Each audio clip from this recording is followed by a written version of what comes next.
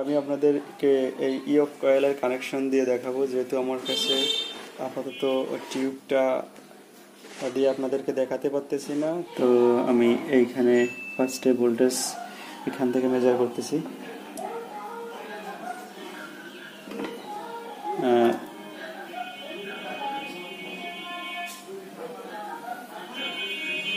দেখেন এখানে আমার ভোল্টেজ 30 ভোল্টে দাঁড়িয়েছে। এখানে স্ট্যান্ড বাই কন্ডিশনে আছে, স্ট্যান্ড বাই রিলিজ করে দিলাম। স্ট্যান্ড বাই এবার রিলিজ করে দেব। দেখেন স্ট্যান্ড বাই রিলিজ করে দিয়েছি। আমার ভোল্টেজ কিন্তু একদম স্ট্রংলি এবার কিন্তু পড়তেছে না, যেহেতু আমার ইয়ক কয়েলের কানেকশন দেওয়া। আওয়াজ কিন্তু আপনারা টের পাচ্ছেন। দেখেন তো ভোল্টেজ কিন্তু এবার ঠিকঠাক মতোই দেখাচ্ছে। আপনারা বুঝতে পারছেন যে কিভাবে আসলে কাজ করে এটা। এসটির আওয়াজটা আপনারা টের পাচ্ছেন।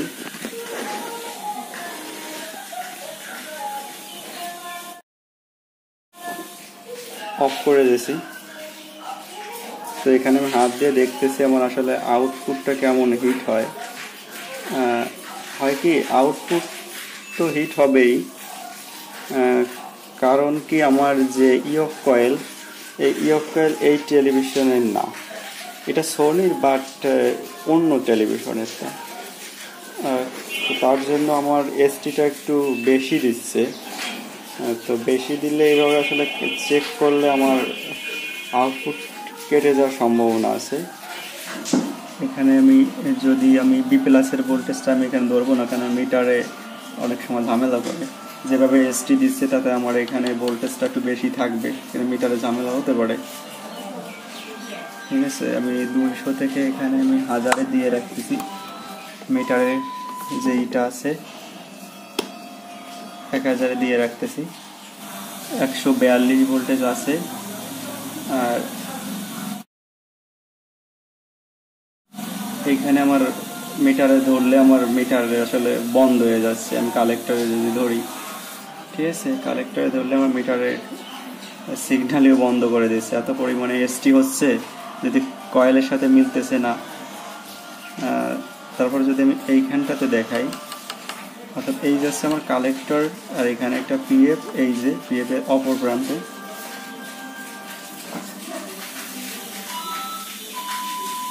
দেখেন 5 ভোল্ট দেখাচ্ছে।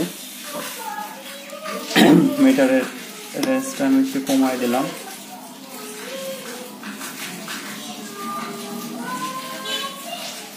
এখানে দেখেন ভোল্টেজ 5 ভোল্ট। ঠিক আছে, 5 ভোল্টের পরে আমার মসফেট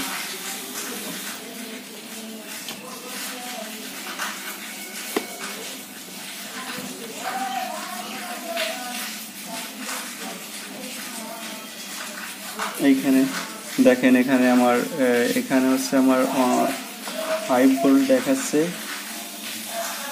আর এই পাশে আমার মসফেটে রয়েছে এখানে 95.95, আর এখানে তো একটা গ্রাউন্ড। আর এই লেগে ভোল্টেজ ওইগুলো দেখা যাচ্ছে না, আর গেটে অন ভোল্টেজ আছে। তো এই ভোল্টেজটা আমার এখানে এরকম দেখানোর একটা কারণ, সেটা হচ্ছে কি, আমার এই যেহেতু ইয়ক কয়েল আমার ঠিকঠাক মতো ম্যাচিং হচ্ছে না, বুঝছেন। এই ইয়ক কয়েল, এর জন্য আমার ভোল্টেজ আমার ফ্ল্যাটে ঠিকঠাক মতো দেখাচ্ছে না। এবার আমি আপনাদেরকে, যেহেতু আমি ওই ডিজিটাল মিটার দিয়ে ভোল্টেজটা দেখাতে পারতেছি না, তো আমি অ্যানালগ মিটার দিয়ে আপনাদেরকে একটু দেখাবো। তো এবার আমি অ্যানালগ মিটার দিয়ে অন কন্ডিশনে আমি এই জায়গার ফ্ল্যাটের ভোল্টেজ, এখন মসফেটটার এইখানে ভোল্টেজ কত আছে এটা আপনাদেরকে একটু দেখাবো।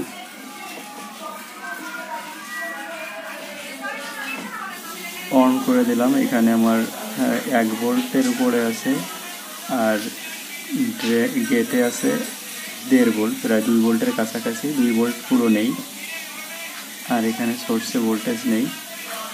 এইখানে ভোল্টেজ অনেক হাই। এইখানে কিন্তু আমার ভোল্টেজ খুবই কম আছে, 1 ভোল্ট, আর এইখানে আছে আমার 5 ভোল্ট। ওকে, এটাই কিন্তু আমার অ্যাকুরেট ভোল্টেজ। ঠিক আছে, এই মিটারে বোঝা যাচ্ছে। এবার যদি আপনাদেরকে আমি এইখানটাতে ভোল্টেজটা দেখাই, এইখানে যে ছোট্ট একটা রেজিস্ট্যান্স রয়েছে পজিশন নাম্বার 897, এইখানে ভোল্টেজ কত আছে, এইখান থেকে ভোল্টেজটা এদিকে আসছে, আমি এইখানটাতে দেখাবো। এখানেও আমার ওই রকম ভোল্টেজ আছে 1 ভোল্টের কাছাকাছি, 1 ভোল্ট পুরো দমে নেই, একদম 1 ভোল্ট কিন্তু পুরো নেই। এখানে খুললি এইখানে রেজিস্ট্যান্সে ফার্স্টে যে রেজিস্ট্যান্সটা আছে তারপরে এইখানে কিন্তু আমার 2 ভোল্টের কাছাকাছি আছে, অর্থাৎ এইখানটাতে আমি দেখাচ্ছি, ঠিক আছে।